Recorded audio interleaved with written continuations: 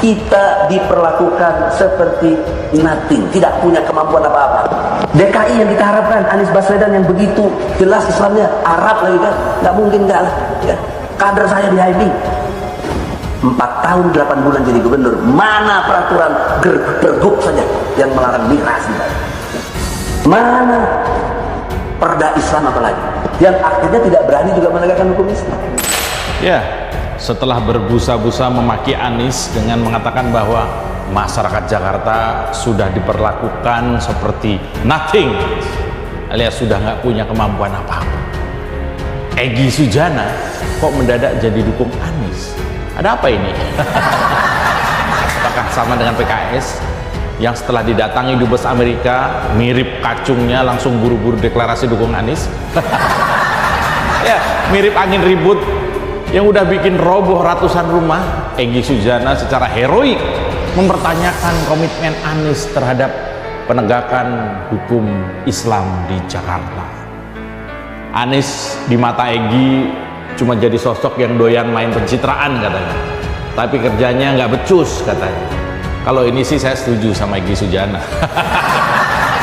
Ya, seperti video yang beredar dulu ya, Egy mengungkapkan bahwa perda Islam sampai sekarang nggak ada kejelasan, apalagi ngatasi banjir dan kriminal ya pasti nggak pernah kelar katanya. Bahkan pencapresan Anies belakangan ini, kata Egy, cuma bikin umat jadi terjebak dan masuk ke lubang yang sama, yakni lubang kebodohan seperti di Jakarta lalu. Ada apa ini Egy ini ya? Mungkin beda pesanan, beda lagi mulutnya. Begitulah heroiknya Egy sebelum masuk jadi kader PKS. Tapi kemarin setelah masuk jadi kader PKS dan diangkat jadi Dewan Pakar, Egy Sujana malah melempem menjilat Anies. Di sebuah video singkat dengan berbalut jaket PKS, Egy mesam-mesem mengatakan bahwa kita akan mengapresiasi langkah Anies untuk jadi Presiden Republik Indonesia, sembari berjabat tangan dengan Anies. Aman bos? Aman ya? Ya, Egy mengakui bahwa Anies merupakan sosok yang terbaik dibandingkan kandidat capres lain, kata Egy. Selain itu dia juga bilang dengan alasan konyol dan klise bahwa Anies merupakan juniornya di HMI. Itu doang alasannya jadi dukung Anies. Aduh, ya memang begini kualitas seorang Egy ya. Boleh-boleh Indonesia sejak dulu kala tetap dipuja-puja bangsa. Diberlakukan oleh Pemprov Jakarta waktu itu. Udah bikin aturan seenak jidat, nasib rakyat yang dikenai aturan malah dibuang sampai sekarang. Kemudian proyek pembangunan JPO Pinisi sampai sekarang juga belum beres diurus oleh Anies. Padahal berbagai pihak tuh sampai melayangkan kritikan bahwa JPO Pinisi itu tidak ramah terhadap pejalan kaki karena nggak ada atapnya. Publik juga mengingat kasus lem Aibon untuk suku dinas pendidikan wilayah 1 kota Jakarta Barat senilai 82 miliar. Dalam catatan keuangan juga masih terdapat kejanggalan-kejanggalan lainnya. Bahkan jauh sebelum itu modal politiknya untuk maju ke Pilgub DKI Jakarta sudah bermasalah. Anies merupakan awal mula terjadinya perpecahan di negeri ini karena kentalnya politik identitas. Setelah berbusa-busa memaki Anies Baswedan dengan mengatakan bahwa masyarakat Jakarta sudah diperlakukan seperti nothing, alias udah nggak punya kemampuan apa-apa, Egy Sujana kok mendadak jadi dukung Anies? Ada apa ini? Apakah sama dengan PKS yang setelah didatangi duta besar Amerika mirip kacungnya langsung buru-buru deklarasi dukung Anies? Anies juga mesti bertanggung jawab setelah memainkan politik identitas dengan cara menuduh Ahok sebagai penista agama. Sampai-sampai para fanatiknya itu membuat sebaran spanduk bertebaran di tempat ibadah dengan kalimat melarang mensolatkan jenazah mereka yang memilih calon gubernur Ahok waktu itu. Ini jejak ini yang dibanggakan. Ya, meski Anies sudah berhasil bikin banyak orang ganti haluan dan menjilat ludahnya sendiri, tapi rekam jejak Anies nggak bisa bohong. rekam jejak sebelum jadi gubernur saja sudah memalukan, dan sampai kemudian publik menjuluki Anies sebagai si paling doyan politik identitas.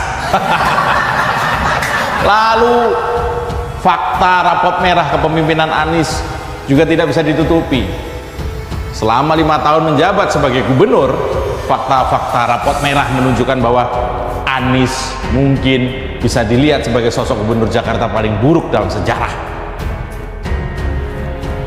Masalah bantuan sosial misalnya, ketika rakyat DKI dilanda krisis dan kelaparan akibat pandemi COVID-19 pada masa PSBB dulu, justru terdapat aksi penimbunan bansos yang dilakukan oleh pemerintah Provinsi DKI di masa Anies. Sampai sekarang kasus begini belum becus diurus oleh Anies.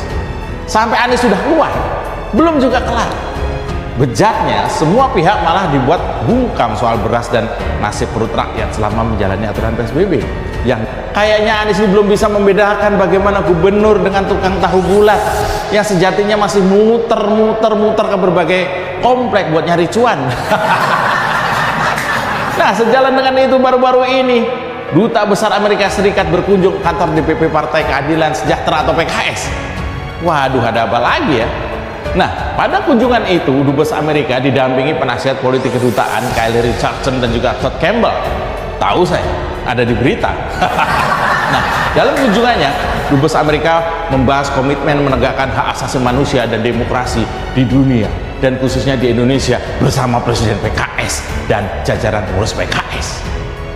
Bahkan kedatangan mereka disambut dengan full senyum, ramah oleh Sukamta, anggota Komisi 1 dari fraksi PKS. Ia berdalih bahwa PKS lagi pengen membuka diri untuk menjalin persahabatan dengan semua bangsa dan negara untuk membangun dunia dengan landasan kemanusiaan yang adil dan beradab. Bisa aja nih Mas Kamto. Ya, meskipun dalihnya menegakkan hak asasi manusia dan demokrasi di Indonesia, tapi aneh rasanya melihat keterkaitan antara sikap politik PKS terhadap model politik Amerika Serikat. Terlebih keduanya memiliki kontras idealisme politik yang saling bertentangan. Tapi besar kemungkinan bahwa kunjungan itu sedang menyelenggarakan maksud terselubung, yakni meyakinkan PKS untuk gencar mendukung Anies pada pemilu 2024 mendatang. Anies yang udah kadung terpapar budaya Amerika seperti latar pendidikan dan pergaulan globalnya yang ke Amerika-Amerikaan, memungkinkan ia sebagai agen Amerikanisasi di Indonesia. Bisa jadi ini dugaan kita juga sebagai anti Amerika, maka pihak Amerika Serikat perlu buat meyakinkan PKS mendukung Anies. Apalagi terlihat melalui kehadiran Dubes dengan segala wacana klise mengenai HAM, demokrasi. Hal itu menjadi langkah praktis untuk memodernisasikan arah politik Indonesia dengan gaya politik yang berkiblat pada Amerikaan. Terlebih wajarlah kalau banyak pihak lagi gampang-gampangnya melihat kinerja Anies yang gak cukup meyakinkan untuk menjadi presiden, sampai-sampai PKS yang udah masuk koalisi perubahan meski diyakinkan lagi untuk tetap mendukung Anies. Sedangkan alat Amerika cuma ada di tangan Anies Baswedan. Selain meyakinkan PKS untuk tetap mendukung Anies, giliran para kadun-kadun yang masih doyan mengkritik Anies agar sudi mendukung Anies maju jadi ke Pilpres 2024. Siapa yang bisa menggait para kadun untuk dukung Anies? Si Anies Baswedan telah melanggar janji kampanyenya setelah menggusur bangunan milik warga di kawasan Sunter, Jakarta Utara. Ahok pernah mengatakan untuk menata Jakarta tidak mungkin tanpa penggusuran, karena hanya ingin mendapat simpati masyarakat. Lalu Anies menyampaikan program tidak akan menggusur katanya. Apa yang diucapkan tidak konsisten, karena faktanya Anies melakukan penggusuran juga. Apa yang diucapkan saat kampanye itu hanya lip service untuk mendapatkan simpati masyarakat. Bahkan fans fanatiknya Anies juga sampai mengusir waktu itu Pak Saiful Jarod, calon wakil gubernur yang hendak sholat di sebuah masjid. Ini dilakukan terjadi karena pilihan politik yang berbeda saat Pilgub Jakarta tahun 2017. Itu yang dibanggakan, itu rekam jejak itu. Selain prestasinya yang amburadul, keikhlasan Anies memimpin DKI Jakarta juga patut dipertanyakan secara tegas. Ketika pemimpinnya aja udah nggak ikhlas dan penuh kalkulasi, berarti ada masalah dalam pikirannya. Nah, soal itu dapat ditelusuri ketika ia memberikan sambutan pada pembukaan Rakernas PKS belakangan ini. Nah, dalam pembukaan itu, si Anies ini menyampaikan selama menjabat sebagai Gubernur DKI Jakarta, ia merasa telah dijadikan tahanan kota. Kayaknya nyidam ya. Kayaknya nyidam ditahan nih. Nah, mentalitas pelitnya mengurus problem DKI Jakarta sudah direpresentasikan dalam kalimatnya sendiri. Sebagai tahanan kota katanya, ia berdalih dirinya sudah tidak bisa berkeliling berbagai daerah. Indonesia tanah